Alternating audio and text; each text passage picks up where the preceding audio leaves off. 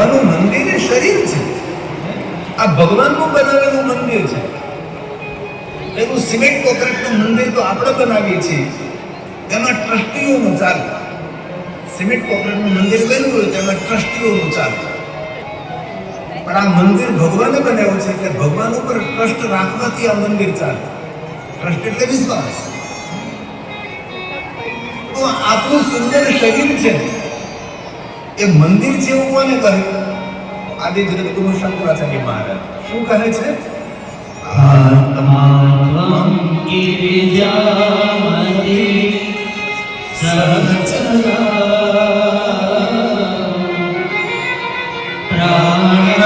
શરીરમ ગૃહમ. ભગવાનનું આપેલું આ મંદિર છે. જે તે ખાઈને જે તે પી શરીરને ગંદુ ન કરે. ભગવાને કેટલા સુંદર ચાંદી જેવા દાંત આપ્યા હતા આપણને. શરમ આવી જોઈ. તમાકુ ખાઈ માવા ખાઈ લીલું પીને આપણા દાંત કેટલા બધા ગંદા કરી દીધા. આપણે ભગવાન આગળ ભોઠા ન પડીએ.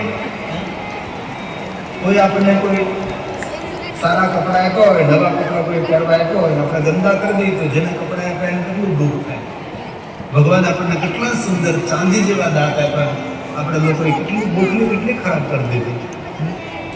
તેથી કથા સાંભળ્યા પછી બીજી કોઈ ક્રાંતિ ન થાય તો કોઈ વાંધો નહીં, થાય તો વધારે સારું છે. પણ વ્યસન છોડવાની ક્રાંતિ કરવી કે હું તમાકુ નહીં ખાઉં, ગુટખા નહીં ખાઉં, બીડી નહીં પીવું. એક વાત યાદ રાખજો, રાહુ કોનાથી ઉઠે?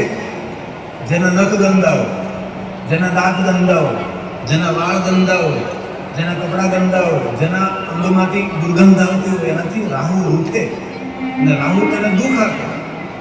આપણા નવગ્રહોમાં છે ને રાહુ, એને હંમેશા દુઃખ આપે કે દાંત ગંદા નહીં હોવા જોઈએ, નખ ગંદા નહીં હોવા જોઈએ, નખમાં ગંદુ ભરેલું હોય નહીં, વાળ ગંદા નહીં હોવા જોઈએ, કપડા ગંદા નહીં હોવા જોઈએ, ભલે નવાનું હોય તો કંઈ પણ ધોયેલા. શરીરમાંથી દુર્ગંધ ને આવી જોઈએ. આ બધું જેના શરીરમાંથી હોય તેનાથી રાહુ ઉઠે અને રાહુ તેને દુઃખ આપે. તેથી ભગવાનનું આપેલું મંદિર છે. આપણે સ્વસ્થ રાખવાનું છે, તંદુરસ્ત રાખવાનું છે. ખાવાની વસ્તુ જ ખાવાની, નહીં ખાવાની વસ્તુ પેટમાં નાખવાની જ નહીં. જે શરીરને જરૂર છે એ જ ભોજન કરવાનું.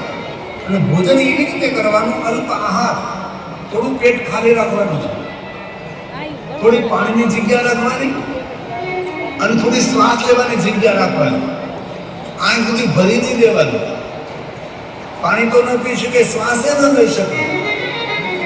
અતિ આહાર રોગની આમંત્રણ પત્રિકા છે. અમુક લોકો બહુ ખાય ખાઓ પણ તારે વાંધો નહીં, પણ તંદુરસ્ત રહેવું હોય, લાંબુ પ્રસન્ન જીવન જીવવું હોય તો હંમેશા અલ્પ આહારી, સદા ઉપવાસ. અલ્પ આહાર કરનારા માણસો ઉપવાસ કરવાનું પુણ્ય મેળવે છે. તેથી ઓછું ભોજન કરો. ભોજન કરો 1 કલાક પાણી નહીં પીવો. ભોજન કર્યા પછી 1 કલાક પછી પાણી પીવો તો આરોગ્ય સુંદર રહેશે, જગના આદમી સતેજ રહેશે અને કોઈને અભડાવ નહીં. આ પેટમાં બેસવાનારો યજ્ઞ દેવતા બિરાજે છે, એને કોઈથી ગંદો ન કરે. આ યજ્ઞકુંડનો યજ્ઞ છે, શમશાનનો યજ્ઞ નથી. તેથી પવિત્ર ભોજન કરવું. વર્તમાન યુગની અંદર જે શુદ્ધ શાકાહારી છે એ વર્તમાન યુગનો સાધુ છે. એ વર્તમાન યુગનો એ મનુષ્ય દર્શનીય છે. જે વર્તમાન યુગમાં પવિત્ર ભોજન શુદ્ધ શાકાહારી છે. તેથી કોઈ દિવસ પેટને ગંદુ નહીં કરવું.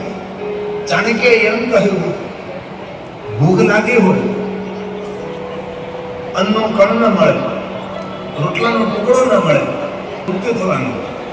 એવી ભૂખ લાગે છે કે જો અન્નનો કણ નહીં મળે, રોટલાનો ટુકડો નહીં મળે તો અત્યારે જ મૃત્યુ થશે.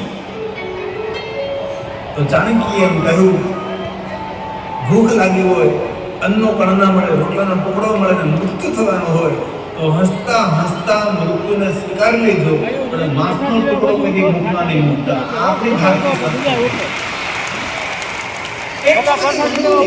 શુદ્ધ શાકાહારી પવિત્ર ભોજન કરવાનું. તો આપણો પહેલો ધર્મ છે, ભગવાનનું આપેલું મંદિર છે, તેની ખૂબ રક્ષા કરવી, તેને સાચવવું. તેથી આદિ જગદગુરુ શંકરાચાર્ય